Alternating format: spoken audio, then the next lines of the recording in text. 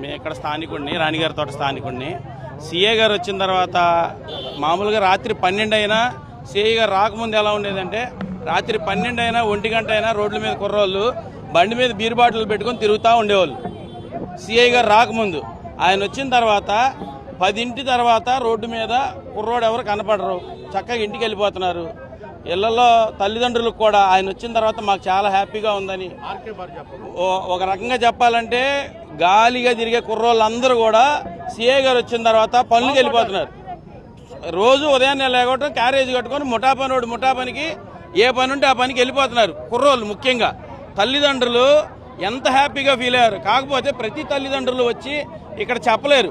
మంచి జరిగినప్పుడు వచ్చి ఎవరు చెప్పలేరండి. చెడు జరిగితే మాత్రం వచ్చి అందరూ మాట్లాడతారు ఒకళ్ళకి చెడు జరిగిందని. కానీ కొన్ని వందల మంది తల్లులకి, కొన్ని వందల మంది తల్లిదండ్రులకి ఎంతో మంచి జరిగింది.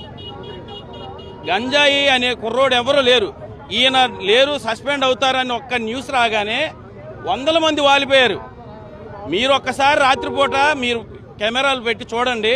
రాత్రి 11-12ంటికి ఆ బారు వైన్ షాప్ సెంటరు ఆర్కే బారు దగ్గర రోడ్ల మీద నిలబడి ఉంటారు కుర్రోళ్ళు. రోడ్డు మీదే తాగుతుంటారు. ఎవరైనా వెళ్ళి సరదాగా అడిగి, ఆ నవీన్ రెడ్డి అనే అతను మా బామ్మరిది అవుతాడు వరుసకి, మా చుట్టమే. మరి అతన్ని చంపేశాడు కదా ఇతను దారుణంగా. అది చావు కాదా? ఇంతమంది ఇన్ని క్వశ్చన్లు వేస్తున్నారు కదా, మా ఓడు చంపేశాడు, మా ఓడిని చంపేశారు, సిఐ గారు చంపేశారని. అతని చేతిలో చచ్చిపోయారు కదా, వీళ్ళందరి ప్రాణాలు కాదా? అసలు అది కాదండి. ఆయన 23 ఏళ్ల కుర్రాడు స్వాతంత్ర సమరయోధుడే ఏంటండి? స్వాతంత్ర సమరయోధుడా?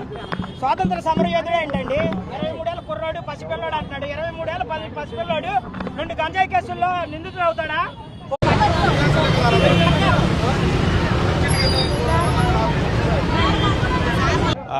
మేము ఇక్కడ స్థానికుడిని, రాణిగారి తోట స్థానికుడిని.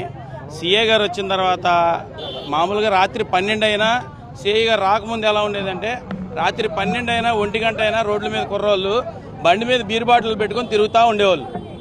సిఐ గారు రాకముందు.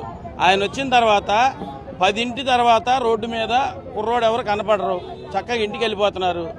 ఇళ్లలో తల్లిదండ్రులకు కూడా ఆయన వచ్చిన తర్వాత మాకు చాలా హ్యాపీగా ఉందని. ఒక రకంగా చెప్పాలంటే గాలిగా తిరిగే కుర్రోళ్ళందరూ కూడా సిఐ గారు వచ్చిన తర్వాత పనులకు వెళ్ళిపోతున్నారు. రోజు ఉదయాన్నే లేకపోవడం క్యారేజ్ కట్టుకొని ముఠా పనికి ఏ పని ఉంటే ఆ పనికి వెళ్ళిపోతున్నారు కుర్రోళ్ళు. ముఖ్యంగా తల్లిదండ్రులు